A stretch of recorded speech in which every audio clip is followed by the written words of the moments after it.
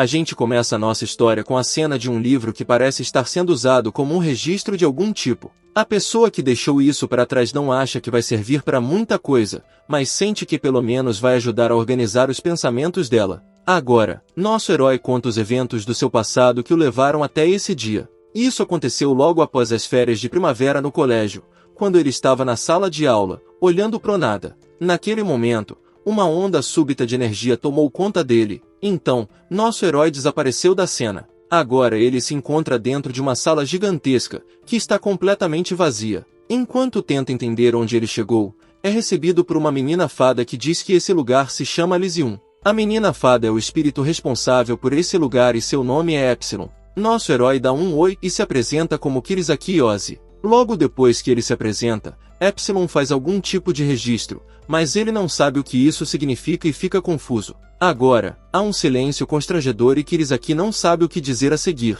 Ele até pensa em fazer um pequeno bate-papo com a menina fada, tipo perguntando sobre o clima e essas coisas, mas não é assim que ele deveria agir. Ele não consegue acreditar que a Epsilon é realmente um espírito, porque ela é bem cheia de curvas. Kirisaki se pergunta se deveria estar dizendo essas coisas para uma garota que acabou de conhecer, especialmente porque nunca elogiou uma mulher na vida. Agora Epsilon quer saber se nosso herói tem mais alguma pergunta para fazer. Se não tiver, ela vai transferi-lo para um espaço normal. Kirisaki fica pensando e se questiona sobre o que foi essa tal de inscrição, mas ele demora muito para responder a menina fada, então ela começa o processo de transferência. Ele pede para ela esperar um segundo, mas já é tarde demais para consertar. Agora vemos o rei de outro mundo conversando com Kirisaki e algumas outras pessoas, referindo-se a elas como heróis. Ao olhar mais de perto, nosso herói percebe que ele e seus colegas de classe foram todos convocados para esse lugar desconhecido. Ele não faz a menor ideia do que está rolando e então nota um cavaleiro parado na sala. O design da armadura dele lembra Kirisaki dos famosos jogos de RPG que ele costumava jogar no Japão. Ele precisa checar se isso é vida real, então ele se belisca para ver se tá tudo bem. Como esperado, ele realmente está na vida real e não em algum tipo de sonho. Enquanto tenta ainda digerir o que aconteceu com ele, seus colegas de classe parecem estar animados por serem convocados como heróis. Eles até se perguntam se vão ganhar alguma habilidade especial para sobreviver nesse novo mundo, mas Kirisaki se questiona se pode haver tantos protagonistas nessa história. Em light novels e quadrinhos de mangá, geralmente só tem um herói que recebe tratamento VIP, então Kirisaki precisa ver se também vai ser assim aqui. Agora o mago pede para os moleques seguirem ele porque eles precisam avaliar as habilidades deles. Alguns colegas começam a ficar empolgados, mas Kirisaki só os vê como otários, porque eles não deveriam achar que essa vida vai ser moleza. Além disso, todo mundo parece feliz com essa situação de fantasia em que se meteram. Ninguém realmente parece se importar com os perigos associados a essa vida. Então Kirisaki nota mais uma coisa: não tem meninas aqui, mesmo que sua sala estivesse cheia delas. Algo estranho está definitivamente rolando. Então a gente muda a cena para um dos garotos sendo avaliado. Kirisaki descobre que existem estatísticas de jogo nesse mundo e os meninos convocados aqui são mais como jogadores, com alguns deles até tendo um arquivo adicional de classe. Um garoto chamado Vá bem informado que ele é um herói de classe média na classe de espadachim, e ele parece bem contente com isso. Basicamente, aqueles com uma classe são considerados de média patente, enquanto os sem classe são tipicamente heróis de baixa patente. Agora é a vez do Kirisaki, então ele espera ansiosamente enquanto é avaliado. Então ele vê um símbolo na frente dele. De acordo com o que a menina fada tinha dito antes, Kirisaki afirma que tem a habilidade de ler a língua estrangeira desse mundo e traduzir instantaneamente na cabeça. Se for esse o caso, então ele está lendo esse símbolo como um indicador de que não recebeu uma classe. Isso significa que ele é um herói de baixa patente e a vida já está sendo bem cruel com ele. Agora vemos mais 5 garotos chamados Yu, Tanaka, Suzuki, Satu e Takashi, todos também heróis de baixa patente junto com Kirisaki. Isso significa que, entre 20 meninos, só tem 6 heróis de baixa patente, o que é bem embaraçoso para Kirisaki. Agora, uma empregada fofa e cheia de curvas leva os heróis até a mansão deles, mas a que os heróis de baixa patente vão ficar é bem antiga e quase desmoronando. Kirisaki e os outros definitivamente não gostam do que veem, e então ele olha para dentro. Os quartos são horríveis também, o que faz essa mansão parecer mais uma prisão do que qualquer outra coisa. Em comparação, os heróis de média patente receberam o tratamento totalmente oposto, com uma mansão super chique, e ainda tem um monte de empregadas fofas e cheias de curvas. Quase parece que eles ganharam um bilhete direto pro céu. A justificativa é que essas luxúrias estão sendo dadas aos heróis para motivá-los e deixá-los competitivos, mas para Kirisaki isso é mais um tratamento injusto. Os meninos perdedores são levados para a cafeteria da mansão,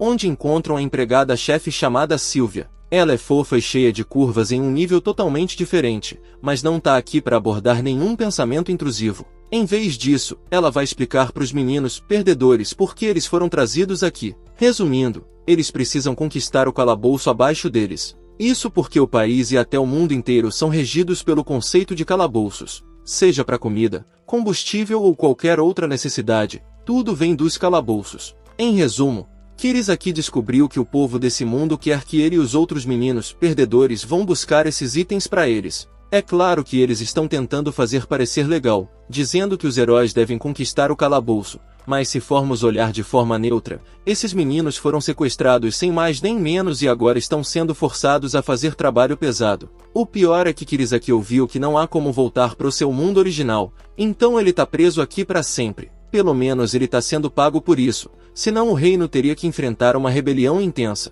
Sylvia continua explicando como, enquanto os meninos perdedores passam pelo calabouço, eles vão ganhar pontos que podem ser trocados por vários itens e serviços. Os itens podem incluir armas fortes, armaduras, ferramentas úteis ou até melhorias na comida que é servida para eles na mansão. É claro que tem um prêmio ainda maior reservado para os meninos perdedores, então Sylvia bate palmas e traz uma gangue inteira de empregadas fofas e cheias de curvas. Sylvia explica que o grande prêmio é uma empregada pessoal e pura com quem esses meninos perdedores podem fazer o que quiserem. Kirisaki percebeu que esse é o maior prêmio que está sendo usado para tentar os meninos perdedores. Mesmo sabendo que essas empregadas estão sendo usadas como isca, não dá para negar que ele e os outros meninos estão na puberdade agora, o que significa que eles têm muitas ideias intrusivas passando pela cabeça, levando todos eles a dizer sim para a missão sem nem piscar. Kirisaki admite que ficou bem tentado pelas empregadas que estão à disposição, mas isso não muda o fato de que o calabouço vai ser uma missão perigosa para ele e para os outros meninos perdedores.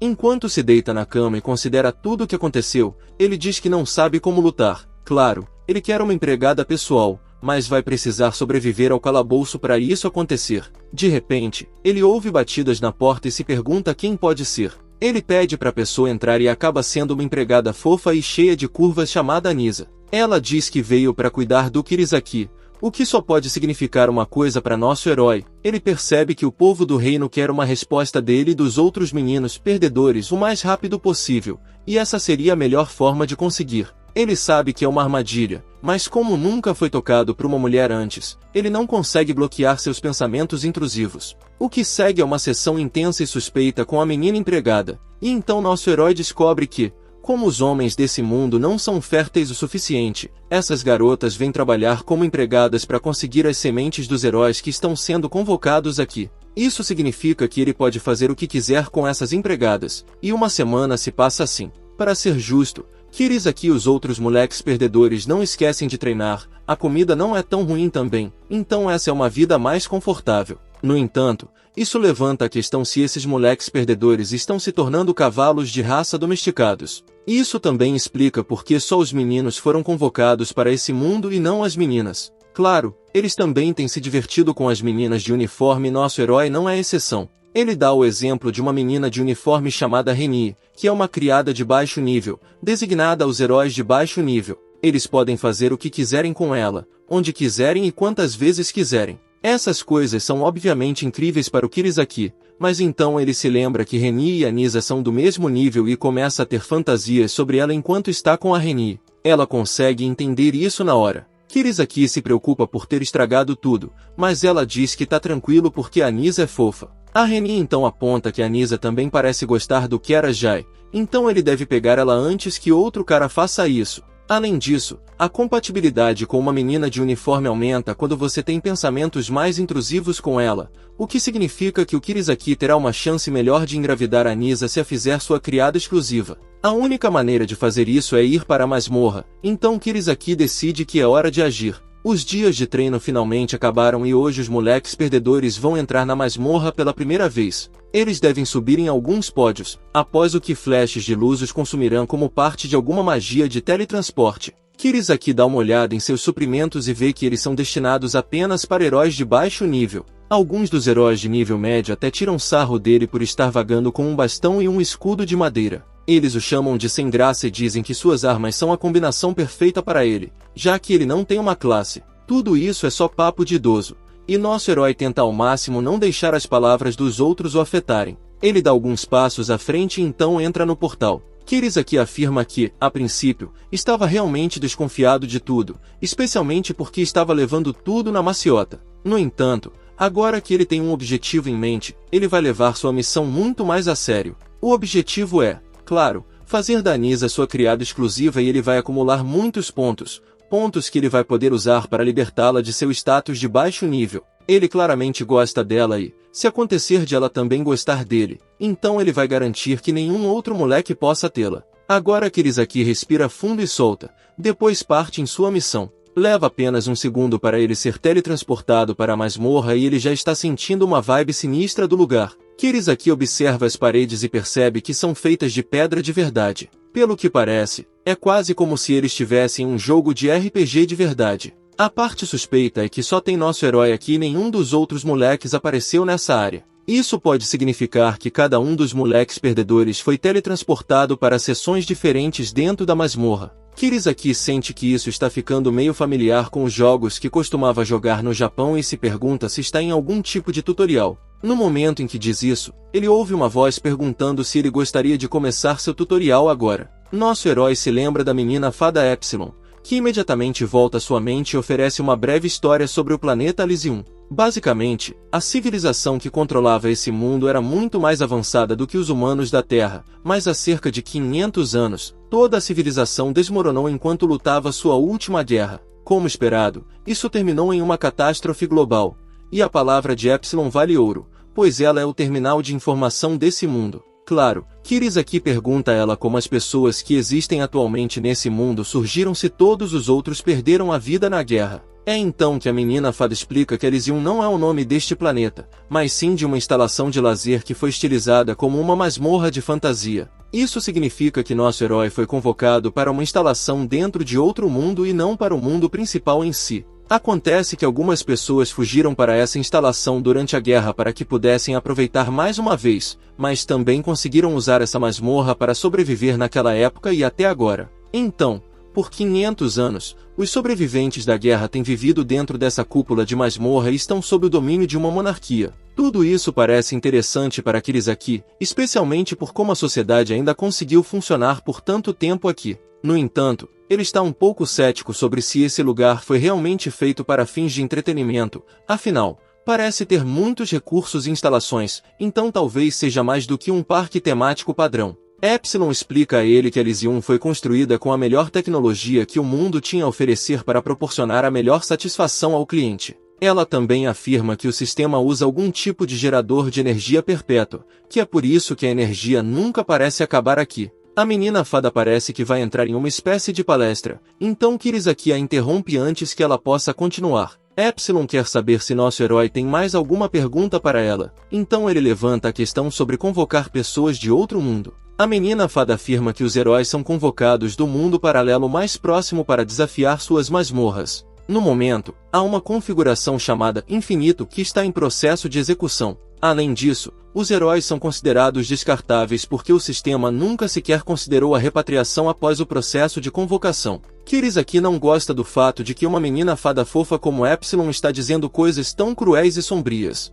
Especialmente quando implica fortemente que os heróis estão simplesmente sendo sequestrados e usados como peões nos jogos de algumas pessoas dentro de uma cúpula. Kirisaki faz essa pergunta a Epsilon, mas ela não consegue dar uma resposta. Esse é de fato um sistema horrível que até os romanos e seu coliseu achariam um pouco exagerado. Enfim, como ele não pode ajudar a nova vida que foi forçado a entrar, nosso herói vai seguindo sua vida dentro da masmorra. Ele se depara com o monstro Slime e o derrota com facilidade, já que é uma besta fraca. Ele conseguiu fazer isso com seus punhos, e então Epsilon lhe diz que ele alcançou o nível 2 como jogador. Kirisaki revela que conseguiu isso após derrotar cerca de 30 monstros Slime, então realmente dá muito trabalho. Ele se certifica de pegar o item que dropou, que é uma gema de energia, e então comenta que esses slimes são tão fracos que derrotá-los parece um trabalho diário. De repente, ele encontra um baú de tesouro e a menina fada o parabeniza, pois encontrar um item assim no primeiro andar da masmorra é considerado extremamente raro.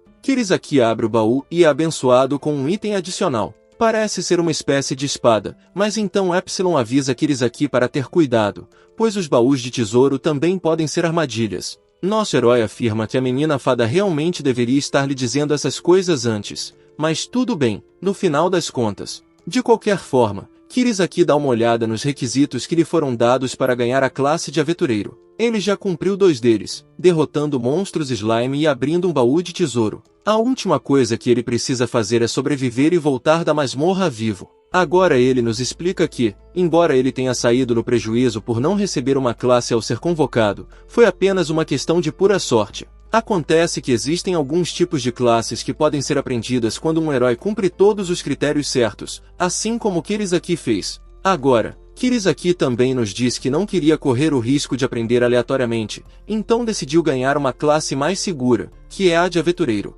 Essa classe vai facilitar a derrota da masmorra, porque ele poderá lutar com armas, usar magia e também ganhar habilidades de busca e exploração. Isso é ótimo para ele, já que é um introvertido, mas o problema é que aventureiros são faz-tudo e não são especialistas em nada. Isso significa que eles não têm chance contra alguém que se especializa em um campo específico. Apesar de tal restrição, isso não importa para o Arasaki, porque ele nunca ia dedicar tudo o que tinha para limpar a masmorra. Seu objetivo atual é apenas fazer da Anisa sua criada exclusiva. E se as coisas forem bem o suficiente, ele gostaria de fazer dela sua esposa também. Agora, nosso herói se pergunta como vai voltar para o domo, então a Epsilon explica que ela pode fazer isso por ele, desde que ele não esteja em combate ou afetado por nenhum status especial. Isso é super conveniente para ele, então ele diz para a garota fada fazer isso nesse exato momento. Logo, a Kirisaki está de volta ao domo e ele vai para sua mansão com a Epsilon. É de noite e a garota fada pergunta ao nosso herói se ele gostaria de se tornar um aventureiro agora.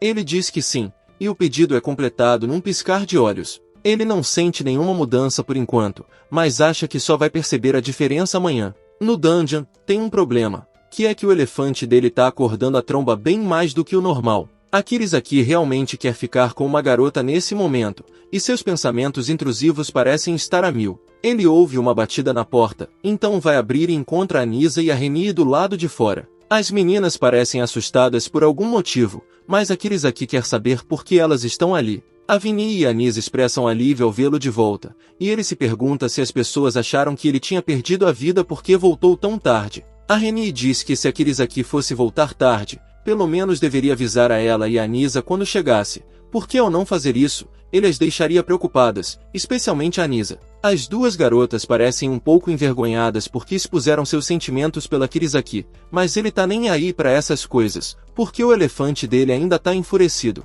Ele pega as duas garotas de Maide e as traz para seu quarto, trancando a porta para garantir que ninguém os interrompa durante suas atividades escusas. O que se segue é uma sessão bem intensa que permite a Kirisaki liberar a fúria do seu elefante e sua tromba. Ele acorda na manhã seguinte com o som dos pardais piando, mas parece que tem algum problema. Apesar de ter ido a fundo a noite toda, o elefante dele ainda parece ter água na tromba. É bem estranho, porque nem jovens adolescentes carregam esse tipo de empolgação com eles. A Epsilon aparece para explicar que isso é um efeito colateral do aumento de nível dele. A garota fada diz que, como a Kirisaki cresceu em força física e espiritual, até mesmo seus impulsos naturais aumentaram temporariamente. Ela então pergunta ao nosso herói se ele gostaria de usar alguma medida de supressão, mas ele diz não. A Epsilon afirma que a Kirisaki precisará ter cuidado com isso, porque isso pode desencadear uma mentalidade berserk nele, o que significa que ele ficará em um estado perpétuo de pensamentos intrusivos.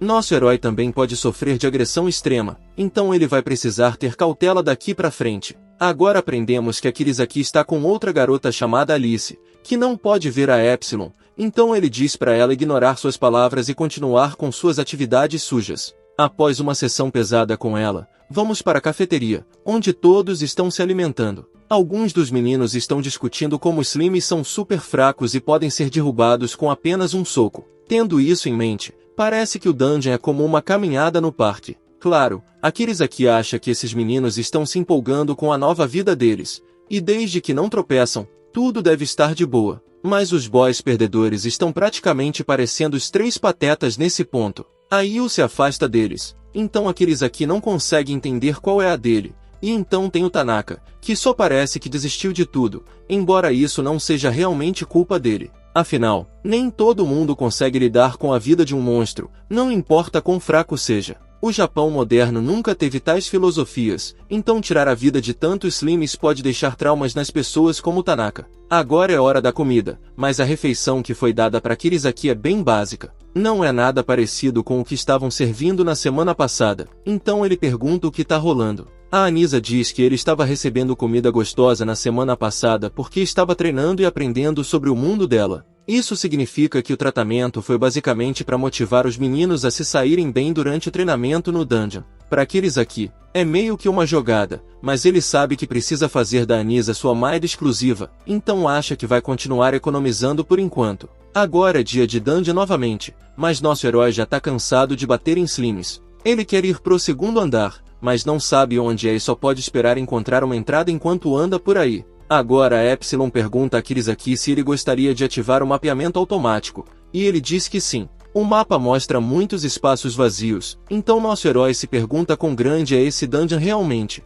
mas a garota fada não pode responder essa pergunta porque é informação confidencial. Kirisaki não está impressionado com a relutância dela em responder, mas entende que ela deve estar sob algum tipo de obrigação, então pergunta como é o tamanho do primeiro andar. A Epsilon diz que é 100 metros por 100 metros e se chama Evergreen. Kirisaki fica um pouco surpreso ao ver que um dungeon tem nome, mas a garota fada diz que seu design foi baseado no tema da natureza abundante. Isso faz a Kirisaki se perguntar se o segundo andar vai ser diferente do primeiro, mas só tem um jeito de descobrir. Descobrimos que existem outros dungeons, como Grand Blue, Last Heaven, Sun Scarlet e Sky Forest, mas o mais fácil é o Evergreen, então Kirisaki vai se focar em derrotá-lo primeiro. Com isso, nosso herói localiza uma passagem para cima pro segundo andar e salta para subir de nível. A Kirisaki tá se divertindo com as novas habilidades que pegou e até as integra para garantir que pode saltar pelas paredes. É incrível para ele, especialmente porque agora pode usar os movimentos acelerar e salto. Claro, ele sente que nomes melhores para esses movimentos seriam controle e repulsão, que devem ajudar ele a realizar todo tipo de saltos. O problema é que ele salta tanto que começa a se sentir tonto. A Epsilon vem novamente explicar que se o MP da Kirisaki começar a acabar, ele começará a se sentir tonto e pode até vomitar. Nosso herói lembra a garota fada mais uma vez que ela precisa dizer essas coisas para ele com antecedência, senão ele nunca vai conseguir aprender com os erros dele. De qualquer forma, a Epsilon afirma que a Kirisaki vai recuperar todo o seu MP assim que subir de nível. Também, o mana pode se recuperar ao longo do tempo, e podemos ver isso quando a Kirisaki ativa uma barreira invisível para se proteger de um ataque sorrateiro de slime. Nosso herói começa a se sentir um pouco melhor e então percebe que a habilidade de mapeamento que ele viu era na verdade uma habilidade dele, e não da Epsilon. Então ele usa sua habilidade de regeneração para curar suas feridas. Isso é absolutamente importante para alguém que está indo em missões solo.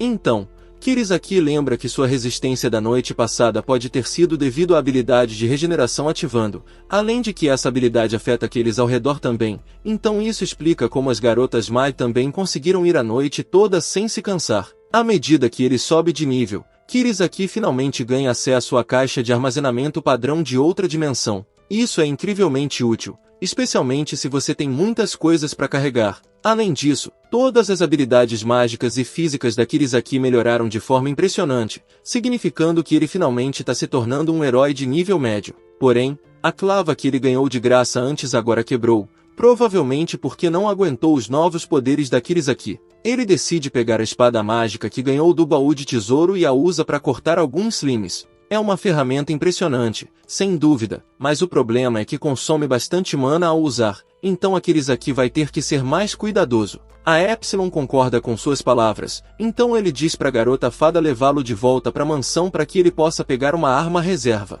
Ela inicia o procedimento de logout, e então Kirisaki vai para a loja de armas que lida exclusivamente com consignações de heróis. Ele confere a enorme variedade de armas em exibição e comenta que pode encontrar qualquer coisa que goste ali. O dono da loja aparece e cumprimenta a Kirisaki, depois pergunta como pode ajudar. Kirisaki mostra a clava arrebentada que pegou no começo da jornada e diz que gostaria de trocá-la. Ele também quer um par de sapatos novos por algum motivo. Então, o dono da loja dá algumas sugestões. Ele diz que tem tacos de ferro, mas recomenda um varameira em vez disso. A ideia de uma arma assim parece muito da hora pro Kirisaki, então ele é instruído a esperar um pouco. Durante o tempo que passa olhando todos os itens na loja, nosso herói fica bem amigo do dono da loja. Ele revela pro Kirisaki que os outros heróis são os babacas enormes e que ele é o único que tem sido legal para conversar. O dono da loja também é um soldado, então ele comenta que não é um escravo ali, e que deveria ser tratado com mais respeito.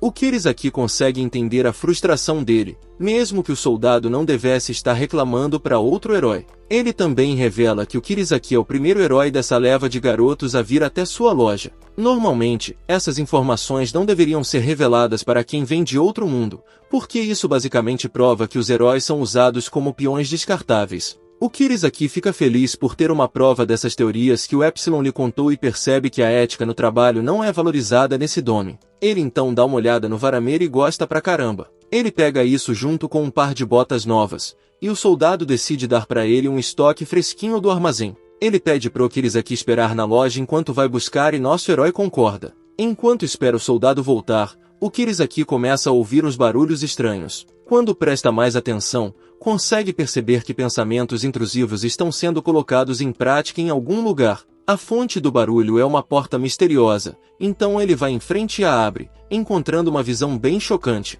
É quando ele vê que as meninas da classe dele estão interagindo com os homens desse mundo de fantasia. É quase como uma linha de montagem, do jeito que as coisas estão sendo feitas, e isso é para aumentar a compatibilidade. Claro que o Kirisaki não tá nem aí para nenhuma dessas meninas da escola, porque ele acabou de mudar para a classe delas, e comenta que essas coisas são só o jeito do mundo agora. O dono da loja volta e pega nosso herói no ato. Ele lamenta o fato de que o Kirisaki viu o próprio povo dele sendo tratado como escravos, mas como ele mesmo não é a pessoa mais cavalheiresca do planeta, simplesmente pergunta pro soldado como as garotas do Japão se comparam com as garotas desse dome. Eles então decidem ter uma sessão em grupo e descobre que a garota é, na verdade, a heroína exclusiva do soldado. Aparentemente, os homens desse mundo podem comprar garotas que foram convocadas de outros mundos com pontos de soldado. Como os homens do Dome têm baixa fertilidade, eles tentam aumentar a compatibilidade com garotas de outros mundos interagindo com pensamentos intrusivos com elas o máximo possível. O Kirisaki é levado a acreditar que foi liberado para ficar com a garota exclusiva do dono da loja porque ele acha que nosso herói não conseguiria engravidá-la devido à baixa compatibilidade. No entanto, o Epsilon revelou que essa suposição estava errada, já que tanto o Kirisaki quanto essa garota escrava vêm do mesmo mundo. As chances dele engravidá-la eram, na verdade, muito maiores. Também parece que as garotas heroínas estão sob algum tipo de feitiço de controle mental, mas o Kirisaki não quer entrar nos detalhes disso porque poderia causar problemas para ele. É melhor ele se focar em aspectos que impactam diretamente a vida dele, então ele decide voltar para casa e se divertir com suas garotas de Mai. Com isso, ele se despede do dono da loja, que definitivamente se tornou seu novo amigo. Parece que a vida tá confortável pro Kirisaki e ele pensa em voltar pro calabouço no dia seguinte. No dia seguinte, o Kirisaki testa seu novo varameira e alcança um novo nível de poder. Ele esmaga os monstros slime como se não fossem nada e, no final, o Epsilon o parabeniza por chegar ao nível 3. Infelizmente, nosso herói está ficando cansado de derrotar Slimes e quer descer pro verdadeiro segundo andar, não o que ele achava que ia. Depois de usar todo o seu mana, ele se preocupa que os monstros que encontrar lá embaixo possam ser fortes demais para ele. A garota fada diz que os monstros do segundo andar estão todos no nível 2, o que significa que eles terão todas as estatísticas básicas de um jogador no nível 2. Como o nosso herói está no nível 3, ele pode dar uma chance. Com isso, o Kirisaki finalmente entra no segundo andar do calabouço, e parece um espaço aberto. Ele fica meio confuso, pois também consegue ver um céu claro, então pergunta se isso é algum tipo de exibição numa tela. O Epsilon explica que isso não é uma ilusão e que é, na verdade, a vida real. A partir do segundo andar, todas as áreas serão públicas, então o Kirisaki precisará ser muito mais cuidadoso daqui para frente. Ele pergunta se isso também significa que ele encontrará outros heróis, o que implica que é possível que os jogadores se eliminem uns aos outros nesse processo. Claro que o Kirisaki não quer fazer uma parada dessas, mas ele precisa ter isso em mente se quiser sobreviver no calabouço. Agora ele vê algo correndo na direção dele e parece um monstro mortal. É a primeira experiência do Kirisaki com um monstro do segundo andar, então ele se prepara para encarar com tudo. A besta se revela ser um frango gigante e parece bem perigosa, mas tudo que o Kirisaki precisa é de um golpe com seu varameira e a besta cai fácil. O que é ainda melhor é que, ao ser derrotado, o monstro instantaneamente se transforma em carne. Ver isso faz o Kirisaki perceber por que o calabouço é considerado a linha de vida do povo do dono. O Epsilon aparece e explica que o segundo andar está cheio de monstros que podem ser usados como carne. Como ele não precisa esfolar essas bestas, o Kirisaki simplesmente adiciona a carne à sua caixa de armazenamento. Esse andar também está cheio de porcos, ovelhas e vacas, então tem bastante carne disponível. Esses monstros não são muito fortes e soltam mais gemas de energia do que os Slimes, então isso motiva o Kirisaki a ralar ainda mais. Agora, voltamos à mansão e dessa vez estamos olhando a dos heróis de médio porte. Vemos alguns garotos conversando sobre seus amigos Yamamoto e Nakamura, que disseram que não vão se juntar a eles hoje. A razão disso é que eles querem ficar e agir com seus pensamentos intrusivos com suas garotas de Mai. Aprendemos que esses meninos são Kobayashi, que é um mago, e Katu, que é um padre. Eles discutem sobre a necessidade de fazer coisas escusas com as garotas de Mai do tempo todo, mesmo que o Cat admita que é uma sensação incrível. Os meninos comentam que até mesmo nesse grupo de heróis médios, estão se formando lados, com um lado sendo o grupo proativo que quer limpar o calabouço e o outro lado sendo o grupo do bom tempo, que não tá nem aí para o que acontece no calabouço. O Kobayashi parece suspeitar do sistema de heróis porque algo tá estranho. O Katu pergunta o que ele quer dizer com isso, mas o garoto mago não consegue explicar direito. É como se os heróis estivessem mal interpretando algo sobre a situação deles ou até sendo enganados pelo povo desse dono. O Katu acha que o Kobayashi está indo para a rota de teoria da conspiração, mas o garoto mago diz que eles não deveriam reclamar de nada porque estão recebendo comida, abrigo e garotas de Mai também. É um paraíso para eles, então não deveria haver motivo para arriscarem a vida no calabouço todos os dias. O Katu agora diz que sua Mai exclusiva é, na verdade, filha de um nobre. Parece meio sincero para uma família nobre simplesmente entregar a filha assim para um herói em troca de convocá-lo para cá. No entanto, o Kobayashi diz que isso parece um pouco conveniente demais para eles, afinal, o povo desse mundo parece estar muito acostumado com essas coisas acontecendo aqui. Mas o Katu diz pro garoto mago que ele tá apenas pensando demais. Ele então fala que o Kobayashi pode estar com saudade de casa porque tá sentindo falta da namorada. O garoto padre diz que o Kobayashi deveria simplesmente esquecer dela, pois ela pode já estar traindo ele. O garoto mago chama o Cat de idiota por dizer isso, mas o Cat reafirma suas palavras, perguntando se ele realmente gostaria de voltar pro Japão se tivesse a chance. Eles podem agir com seus pensamentos intrusivos com garotas de Mai fofas e curvilíneas quantas vezes quiserem, mas o Kobayashi ainda sente que algo tá errado. Enfim, o Katu diz pro amigo dele para se concentrar em pensamentos positivos e ganhar o máximo de pontos de herói que puderem, porque novas Maids vão ser caras, então precisam dar o melhor de si. No entanto, descobrimos que a namorada do Kobayashi também foi convocada para cá, e está sendo usada como uma escrava pelo príncipe. Agora voltamos para o Kirisaki, que acumulou mais de 300 pontos de herói devido às suas recentes aventuras no segundo andar. Foi apenas um dia de grind para ele, então ele está feliz por ter ido para esse andar. O objetivo do nosso herói foi alcançado agora, e ele pode facilmente fazer da Nisa sua criada exclusiva. A Epsilon também o parabeniza por conseguir o que queria, embora seja um pouco anticlimático. Kirisaki então pergunta ao seu amigo dono da loja sobre como comprar a Nisa para que ele consiga papelada o mais rápido possível.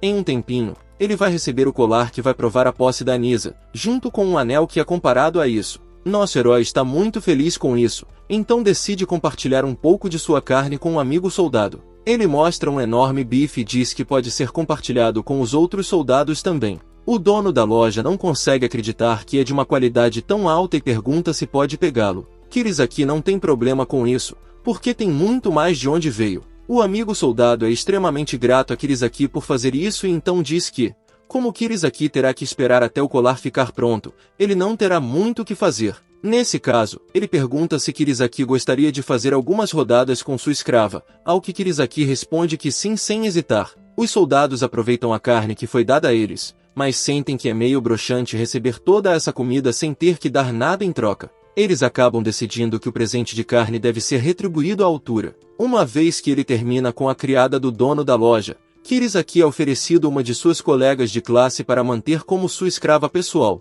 O nome dela é Shinano, E ela não é popular entre os soldados porque seus travesseiros não são fofinhos o suficiente para eles. Kirisaki acha um pouco estranho pegar uma escrava só em troca de carne, mas dá uma chance a Shinano com todo mundo assistindo. As coisas vão bem e Kirisaki se torna o novo dono da Shinano, mas ela não fala nada, quase como se seu nível de inteligência tivesse sido diminuído. Isso leva Kirisaki a acreditar que ela está sendo suprimida ou lavada cerebralmente, mas não é como se ele pudesse fazer algo a respeito, então decide levá-la de volta para casa com ele. Aqui ele apresenta feliz a Shinano a Sylvia, mas ela não parece muito empolgada em tê-la na mansão. Kirisaki quer saber qual é o problema, então a Sylvia diz que uma heroína nunca foi trazida para essa mansão antes. Nosso herói pergunta se ela pode fazer algo sobre isso, mas ela diz que não está realmente dentro da sua autoridade fazer algo assim. É claro que Kirisaki não aceita um não como resposta, então ele faz uma pose intimidadora na frente da Sylvia. Ela fica sem escolha e faz o que nosso herói diz, mas apenas em troca de algumas sessões extremamente suspeitas. Kirisaki descobre eventualmente que as criadas que chegam aos 30 anos sem um mestre são expelidas do castelo, então a Sylvia estava começando a ficar preocupada. Por sorte, Kirisaki queria fazer dela uma esposa criada desde o começo, porque ele não consegue dizer não para um corpo curvilíneo como o dela. Depois de muitos pensamentos invasivos e atividades suspeitas, Sylvia se põe a trabalhar e transforma Shinano em uma criada na mansão. Kirisaki observa enquanto Sylvia explica a Shinano como lavar os pratos e as roupas de seu mestre, e isso leva a entender que Shinano ainda pode seguir ordens, mesmo que sua mente tenha sido apagada. Nesse caso, ele pode deixar Shinano a cargo da Sylvia e torcer para que ela acabe gostando da vida como sua criada escrava. É claro que há algo mais importante para Kirisaki se preocupar, então ele vai em direção a Anisa e diz que tem algo para mostrar a ela, é o colar de escrava, junto com o anel de mestre. E isso coloca uma expressão de choque nos olhos da Anisa. Ela pergunta a Kirisaki se é para fazer uma Maid Girl sua escrava exclusiva, mas a expressão no rosto dela preocupa nosso herói. Ele pergunta a Anisa se ela não queria se tornar sua criada exclusiva, e então ela percebe que Kirisaki está de olho nela. Ela confirma isso com seu mestre, e ele diz que é a coisa óbvia a se fazer. Isso deixa Anisa tão feliz que ela fica com lágrimas nos olhos. Na verdade, as outras Maid Girls também se reúnem ao redor dela e a parabenizam por se tornar uma criada exclusiva. Kirisaki segura Anisa perto de si e diz que ela só pertence a ele agora. Ela diz que sim, sem dúvida, ao seu novo mestre, e as outras Maid Girls apenas ficam ali, assistindo. Sylvia está bastante com inveja do casal, e Reni também, mas é difícil dizer o que a Shinano está sentindo. O que se segue é uma sessão extremamente suspeita e intensa, após a qual Kirisaki afirma que dormiu muito bem. Ele diz que Anisa foi realmente fofa com ele na noite passada e foi bom se ocupar só com uma garota. As delas são boas, mas às vezes você precisa ter um momento íntimo também. Ele então nota Anisa em seu traje de criada limpando a mansão, então pergunta a ela por que ela está trabalhando, já que ele a reivindicou e ela não precisa mais trabalhar como criada. Ela revela que não odeia fazer as tarefas de criada e, como Kirisaki estará fora na masmorra o dia todo, ela não terá nada para fazer também. Dessa forma, ela se manterá ocupada, então pergunta a seu mestre se está tudo bem para ele. Ele não tem problema com isso, mas nosso herói percebe a necessidade de garantir que nenhum dos outros homens tem acesso à sua criada exclusiva. Kirisaki vai até a cafeteria para anunciar que Anisa é só dele e de mais ninguém, mas mesmo após fazer isso, alguns caras podem não ouvi-lo por causa da inveja. Por sorte, Kirisaki lhes dá um pouco de carne para ganhar seu favor e tudo acaba dando certo. No entanto, há um incidente em que o gordinho Tanaka tenta ter seu jeito com a Shinano. Ele é um dos outros heróis de baixo nível, então é fácil esquecê-lo e ele pode ter ficado confuso ou algo assim em relação a Shinano,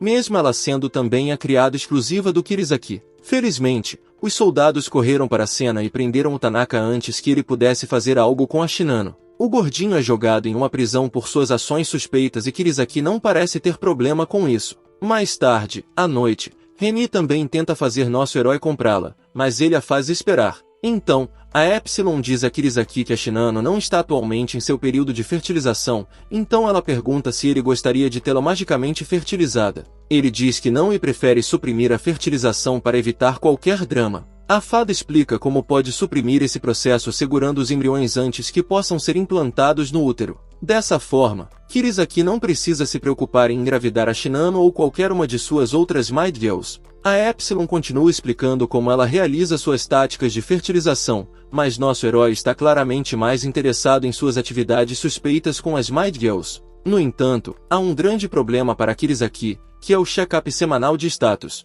Ele teme que sua classe seja descoberta, o que o promoveria a um herói de médio nível. É claro que ele não tem desejo de viver dentro do castelo, pois está muito feliz com a forma como as coisas estão na mansão. Ele também se pergunta quanto dinheiro precisaria para sustentar 2 esposas. E qualquer criança que venha deles, o sonho de vida do Kirisaki é ter um número ridículo de filhos e cuidar de todos eles quando envelhecer. Agora, ele volta para a masmorra no seu 4º dia e encontra uma variedade de vacas para abatê-las. Neste mundo, a carne bovina é considerada mais valiosa que a de frango ou porco, assim como no Japão. É por isso que Kirisaki decide ir atrás das vacas mais do que de qualquer outro animal. Ele começa seu processo de caça jogando algumas pedras nas vacas e touros, o que os irrita a ponto de atacá-lo. Então, ele lança um combo de movimentos no ar para derrubá-los todos em 1 segundo. Ele termina o trabalho com um ataque de golpe e é tudo o que precisa para acabar com os monstros e transformá-los em carne pronta. Kirisaki admite que, mesmo que essas vacas e touros não sejam tão fortes, ainda podem ser perigosos se estiverem em grupos. Claro que não será um problema para ele, se ele apenas for cuidadoso e mantiver a guarda em dia.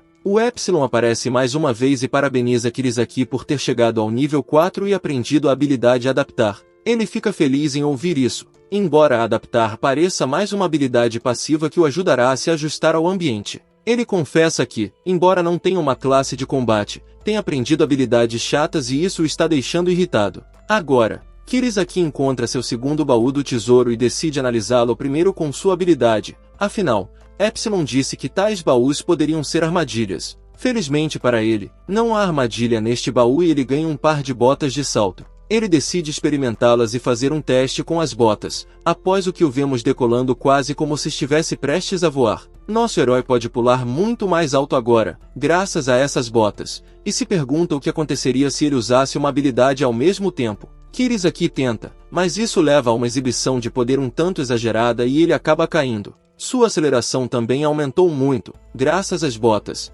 e agora ele está no chão com as pernas quebradas. Isso é até engraçado para Kirisaki, porque ele nunca tinha enfrentado tais lesões, mesmo quando lidava com monstros. Na verdade, a maior parte dos danos que ele sofreu veio de suas próprias mãos, o que torna a situação irônica. Dito isso, não é como se Kirisaki pudesse evitar usar essas botas incríveis, porque mobilidade é seu trunfo. Não só as botas estabilizarão os combos aéreos de Kirisaki, como também o ajudarão a fugir de qualquer monstro que pareça mortal demais para enfrentar. Ele sabe que não pode simplesmente passar e deixar suas garotas de escravas sozinhas, então pelo menos Kirisaki cuida delas. Agora, numa manhã na cafeteria, descobrimos que o herói de baixo nível, Yu, estava fazendo da Alice sua empregada exclusiva. Nosso herói já havia se envolvido em esquemas duvidosos com ela, então não faz diferença para ele, e ele aplaude Yu com todas as suas garotas. Ver Kirisaki com outras 4 empregadas fofas e curvilíneas parece irritar Yu,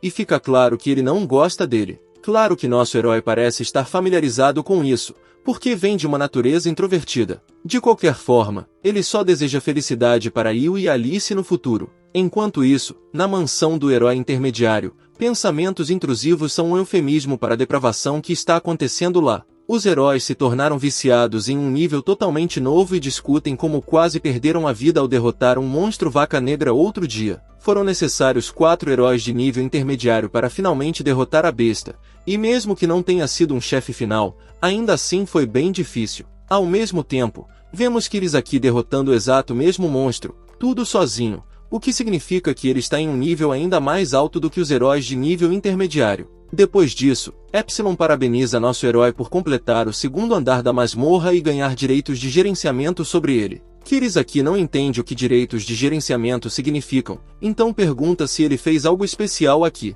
Isso pode ter a ver com a enorme gema negra que caiu da grande vaca negra depois que ele a derrotou. No entanto, a gema quebrou assim que caiu, porque o monstro caiu sobre ela. Agora, Kirisaki tinha pensado que a vaca era apenas um monstro de lixo de cor alternativa, mas seu ataque mergulhador foi poderoso demais e ele acabou derrubando um chefe. O nome deste andar é Pasto da Agitação, e Kirisaki conseguiu conquistá-lo sem realmente suar. Com isso, as escadas para o 3º andar da masmorra se abrem e Kirisaki desce para dar uma olhada no que o espera. Ele sabe que pode usar sua espada mágica com mais frequência agora que está em um nível mais alto, então deve estar tudo bem para ele. É quando ele vê que o terceiro andar está cheio de monstros cenouras gigantes. Ele não tem permissão para descansar nem por um segundo, já que um espantalho assustador o ataca com toda a sua força. É um lutador forte, o que faz nosso herói admitir que os níveis desses monstros aumentam muito, especialmente quando você passa de andar para andar. A batalha contra esse espantalho assustador vai de mal a pior, pois ele começa a girar em círculos de forma agressiva. É quase como se fosse um ciclone, mas Kirisaki não é do tipo que desiste de um desafio, então ele se prepara e depois desaba sobre seu oponente. Ele continua liberando um golpe final no espantalho assustador e consegue segui-lo com uma série de ataques de corte. No entanto, ele foi enganado pelo monstro, que ainda está vivo e saudável. O espantalho assustador então perfura Kirisaki pelo torso e as coisas não parecem boas para ele agora. O monstro se prepara para seu próprio golpe final, que é um ataque de broca gigante. Kirisaki sente que esse pode ser o fim para ele, mas então ele lembra que tem um harém de garotas empregadas para cuidar. Essa é toda a motivação que ele precisa para escapar dessa armadilha e então ele vai com tudo contra o espantalho assustador. É uma exibição absolutamente brutal de força, enquanto Kirisaki dá tudo de si contra seu oponente, passando de um ataque para outro em questão de segundos. E ainda tira a broca dos monstros, mas isso ainda não é suficiente para derrotá-lo, já que é o chefe final deste andar. Mas o Kirisaki tem o poder das empregadas fofinhas e pensamentos intrusivos ao seu lado, então ele continua a luta. Ele solta mais um golpe final e os cortes são bons o suficiente para finalmente derrotar o espantalho assustador. Foi uma batalha dura para o Kirisaki, como dá para ver na forma como ele mal consegue segurar a respiração, mas ele conseguiu sair vitorioso. Com isso, ele também adquiriu os direitos de gestão do terceiro andar da masmorra, que é chamado de Andar da Planta Demir. Depois que Kuraki termina com o espantalho assustador, ele volta para sua base, porque ele definitivamente precisa se recuperar do que acabou de acontecer. Ele mal consegue voltar, mas eventualmente se depara com a Rena, que está ocupada com a lavanderia. Nosso herói anuncia que está de volta, mas suas pernas tremendo e o corpo machucado fazem a garota empregada entrar em pânico. Ela corre em direção ao seu mestre, perguntando se ele está bem, porque o estado dele não está muito bom. No entanto, ele diz que vai ficar de boa assim que usar sua habilidade de regeneração, e que, por enquanto, só tá cansado e precisa de uma mina bonitona para oferecer seu colo. A Rena coloca a cabeça do mestre em seu colo e os dois descansam debaixo de uma árvore, que é uma cena bem doce e inocente comparada a toda a depravação que vimos até agora. A Rena diz pro Kuraki que ele não deveria ficar forçando seu corpo, porque tem gente que se importa com ele. Agora, o Kirisaki só tá feliz de ouvir uma linha tão carinhosa de uma mina, que é algo que ele sempre quis em sua vida passada. A Rena ainda afirma que se algo acontecer com seu mestre, tanto a Nessa quanto a Xena vão ficar devastadas. Rena diz que também ficaria de coração partido se algo acontecesse com o Kirisaki. Depois ela fala que ele finalmente se tornou um herói completo. Afinal, não só o Kirisaki comprou a Nessa como sua noiva, como também fez da heroína sua esposa. Isso é um monte de doce conversa para uma empregada, então nosso herói quer saber qual é a dela com toda essa conversa. A Rena diz que sabe que o Kirisaki está comprando várias empregadas de baixo nível. Ele confirma isso, e então ela se curva para ele, implorando pro mestre levar ela como sua noiva também. Ela quer que ele coloque um bebê dentro dela, porque isso seria a maior bênção para ela. A Rena jura que vai ser útil pro Kirisaki e está disposta a aceitar qualquer preferência estranha ou suspeita que ele possa ter. De repente, a Epsilon aparece e diz que o Kaki adquiriu os direitos de gestão da Rena. É meio estranho para ele ganhar esses direitos, mas faz parte do jeito de um homem de cultura. Ele não se lembra de ter recebido essa mensagem sobre a Nessa ou a Xena, então isso pode significar que a Epsilon está evoluindo como uma fada. Claro, tudo isso são teorias, então nosso herói precisa apenas aceitar as coisas como estão. Acontece que ele tinha planejado fazer da Rena sua esposa de qualquer forma, então ele pode fazer isso agora. No entanto, ele não consegue tirar da cabeça a sensação de que isso parece um pedido cuidadosamente calculado. No fim das contas, o Kurisaki quer que a Rena entre na coleção dele de esposas empregadas. Nosso herói revela que já tinha conversado com a chefe empregada, a Sylvia, sobre isso também, e que conseguiu a aprovação dela para a mesma coisa. Afinal, a Sylvia basicamente implorou para ele da mesma forma que a Rena está implorando agora. Claro, todo homem adoraria ser popular, mas com a fama vem um conjunto próprio de responsabilidades.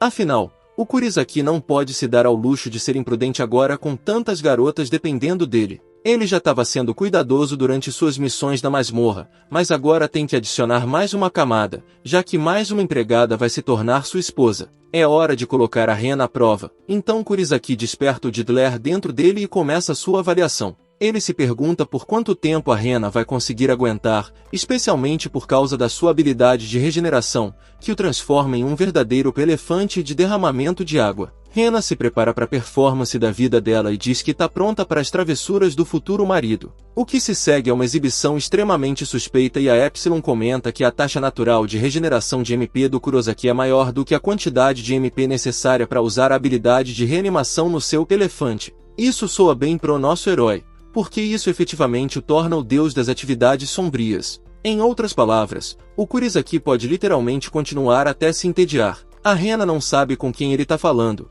já que ela não consegue ver a Epsilon, mas não há tempo para focar na fada, porque ela está prestes a soltar sua própria água. A Rena está praticamente no fim, mas o Kuraki diz que não há tempo para pausas. Eles continuam nisso e fazem coisas indescritíveis, enquanto nosso herói nos conta que ele ainda não colocou um bebê em nenhuma de suas esposas empregadas de baixo nível. O motivo disso é que as mulheres dessa terra foram afetadas por algum tipo de condição que torna quase impossível para elas engravidarem. É por isso que é preciso ter heróis com um bom elefante nesse mundo. As mulheres com heróis de baixo nível seriam expelidas do castelo se perdessem o favor, e seriam mandadas para a cidade do castelo. Por outro lado, as mulheres com heróis de nível médio tinham mais facilidade para engravidar, o que as levaria a se tornarem de nível médio também. Agora, depois de uma versão suprema de Wrestlemania de atividades suspeitas, a Rena está acabada e nosso herói recebe a notificação de que ela foi fertilizada com sucesso. Isso também acaba sendo um caso extremamente raro de gêmeos,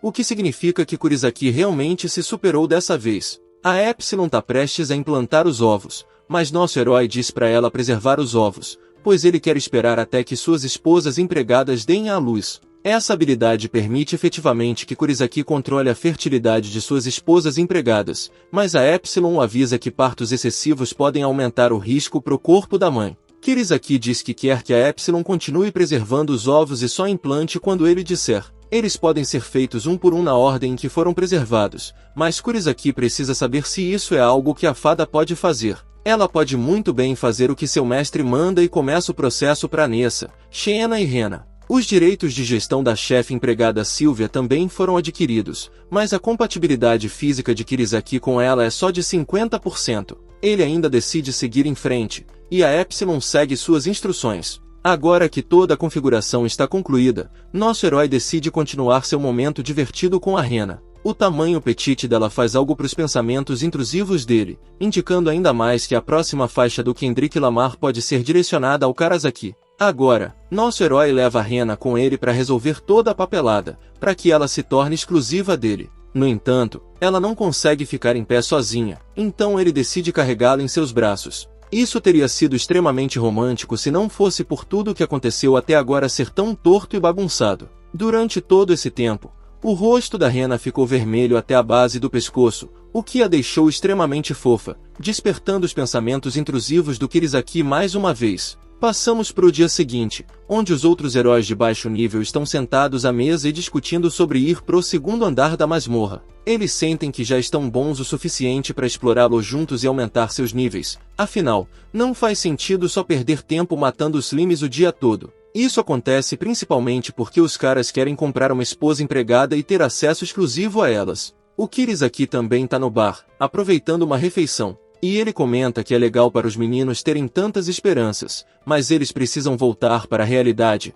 Ainda não conquistaram muitos pontos, nem conseguiram derrotar monstros o suficiente para ganhar o título de classe guerreiro. De qualquer forma, nada disso importa para o nosso herói, e ele não tem intenção de bloquear os sonhos desses garotos. É hora de ele ir embora, mas ao sair, nota Alice alimentando um bichinho de uma forma bem fofa. Ela pergunta como a comida dele está, e ele simplesmente sorri, porque essa é a melhor coisa que a vida vai oferecer para ele. O Kurizaki fica feliz ao ver a Alice se dando bem e cumprimenta os dois com um sorriso. A Alice sorri para ele, mas o bichinho olha para o nosso herói com raiva, então nada mudou nesse aspecto, embora pareça que ele pode ter suavizado um pouco. É o 6º dia do Kirisaki indo para a masmorra, e ele decide se aquecer para sua próxima conquista. Haverá uma verificação semanal no dia seguinte, mas o Kirisaki não quer ser promovido. O melhor é ficar em um rank baixo enquanto discute com suas esposas o que devem fazer sobre o futuro. Ele termina seu aquecimento e diz às suas esposas empregadas que vai sair,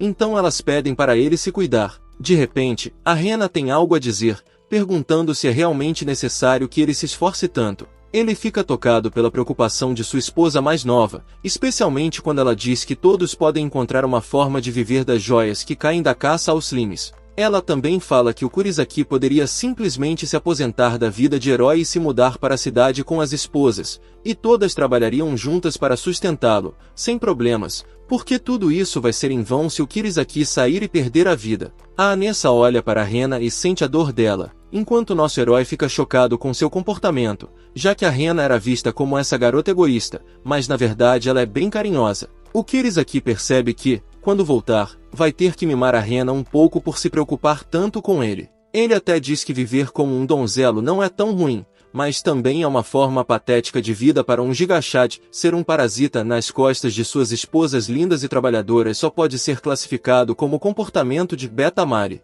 E nosso herói não se encaixa nessa categoria. De qualquer forma, ele agradece a Rena por ser tão carinhosa e até afaga na cabeça para mostrar sua apreciação. Ele promete trabalhar duro sem se arriscar muito, e o resto de suas esposas empregadas também torce por ele. Ele promete a todas que voltará são e salvo, porque ele adoraria fazer uma festa em grupo com todas elas quando voltar. O Kirisaki nos conta outro fato sobre sua nova vida, que as gemas de energia caídas pelos monstros na verdade são a fonte de energia deste mundo. As pessoas aqui eram suficientemente capazes de lidar com os slimes, o que lhes permitiu continuar coletando essas gemas até se fortalecerem. No entanto, ao contrário dos heróis, eles não conseguiam ganhar classes ou habilidades. Embora suas habilidades físicas melhorassem, ainda era uma grande desvantagem na hora de limpar masmorras. Nesse aspecto, o Kirisaki está feliz por ser um herói. Enquanto isso, mudamos para o reino murado de Alium, que fica no meio do deserto da morte. Este reino não é protegido por suas paredes, mas sim pelo escudo ambiental que foi instalado ao redor de sua antiga instalação de lazer, também conhecida como masmorra. O maior atacadista de frutos do mar do país havia estabelecido sua sede no canto deste reino. Como era de se esperar, o dono dessa empresa obtinha seus produtos de maneira bastante questionável. Vamos nos mover para esse homem agora, enquanto ele pergunta ao seu mordomo sobre uma atualização de uma garota que foi convocada para o Castelo Real. O mordomo diz que só se passaram alguns dias desde que ela foi para lá, mas o homem joga seu copo com raiva. O Lorde simplesmente deseja saber se a garota conquistou a afeição de um herói. O mordomo diz que não há dúvidas sobre isso, porque a jovem pode possivelmente atrair a atenção de um herói de alto nível. O Lorde diz que seria realmente ideal se ela conseguisse semente de um herói de rank superior, mas, por enquanto, são os números que importam para ele. Para obter esses números, a garota deve se certificar de que logo, afinal, os direitos dessa empresa precisam ser passados para um herdeiro legítimo, o que significa que o Lorde basicamente mandou sua própria filha para os heróis suspeitos. Ele é basicamente um Urbaca, mas sem a parte estranha, por causa do sistema de justiça falho deste mundo. A razão pela qual esse Lorde está tão desesperado por um herdeiro legítimo é porque ele precisa manter os direitos sobre o negócio se quiser entrar na grande masmorra azul. Frustrado, o Lorde diz ao seu mordomo para se apressar, porque seus negócios não podem ficar parados para sempre. Ele então lamenta que não teria que lidar com essas questões de direitos se tivesse simplesmente conseguido um filho em vez de uma filha. A masmorra fantasmal conhecida como Grande Azul possui o Oceano Ripley, que tem muita riqueza em frutos do mar. Em essência, isso é o que levou a família do Lorde a ganhar tanto dinheiro em primeiro lugar, então faz sentido que o Lorde transfira os direitos logo. Caso contrário, sua empresa perderá o acesso ao Oceano Ripley. Além disso, ninguém mais terá permissão para obter esses direitos uma vez que eles se foram. Enquanto diz isso, vemos o Kirisaki derrotando o chefe do fundo do Oceano Ripley dentro da grande masmorra azul. Ele agora ganha os direitos de gerenciamento deste lugar, o que significa que sua vida vai ficar muito mais interessante. Para onde nosso herói vai a partir daqui? Será que esse Lorde vai querer a filha dele também? Curte, compartilha e se inscreve se você sentir que também tá caindo no lado sombrio.